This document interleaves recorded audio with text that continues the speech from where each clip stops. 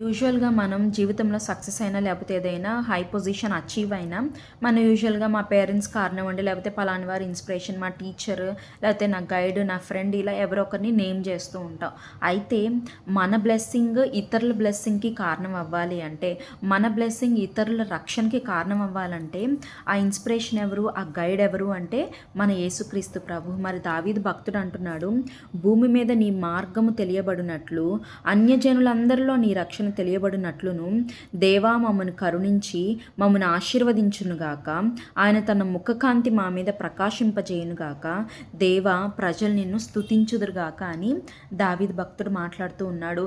మరి నీవు బ్లెస్ చేయబడితే అన్యజనులు నిన్ను చూసి వీరు చాలా ఆనందంగా ఉన్నారు, చాలా పీస్ఫుల్గా, చాలా హ్యాపీ లైఫ్ లీడ్ చేస్తూ ఉన్నారు, ఏదొచ్చినా వీరిని కదిలించలేకపోతుంది, ఏదేమైనా వీరు సంతోషంగా ఉంటున్నారు, వీరు ఎల్లప్పుడూ ఆశీర్వాదకరమైన పరిస్థితిలో ఉంటున్నారు, ఏంటి దీనికి కారణం అని వారు వెతికి మరి దేవుని మార్గాన్ని అవలంబిస్తారంట. ఈ మార్గంలో సంతోషం ఉంది, ఈ మార్గంలో పీస్ ఉంది, కష్టాలు రావని కాదు, బాధలు రావని కాదు, వచ్చినా ఆయన ఉన్నాడన్న ధైర్యం వీరికుంది, మేము కూడా ఆ మార్గాన్ని ఎంచుకోవాలని చెప్పేసి అనేక మందికి మన ఆశీర్వాదం ఆస్పదంగా ఉంటుందంట. మరి ఇది తెలుసుకున్న మనం ఏం చేయాలి తెలుసా? దేవా అనేక మందికి నేను మాదిరికరంగా ఉన్నట్లు నన్ను బ్లెస్ చేయి, నీ ముఖకాంతి నా మీద ప్రకాశింపచేయదేవా అని మనం ప్రార్థించాలి. యూజువల్గా మనం ఏదైనా గుడ్ న్యూస్ విన్నాం అనుకోండి, లేదా ఏదైనా ప్రమోషన్ లేకపోతే ఎనీథింగ్ గుడ్ న్యూస్ వింటే మన ముఖం ఎలా వెలిగిపోతుంది, చాలా ఎన్లైటన్ అవుతుంది కదా, ఏంటి ఇంత హ్యాపీగా ఉన్నామని అందరూ అడుగుతూ ఉంటారు. మరి అట్లనే ఆయన ప్రకాశం మన మీద ఉంటే, ఆయన ముఖకాంతి మన మీద ఉంటే మనం ఎన్లైటెడ్గా ఉంటాం.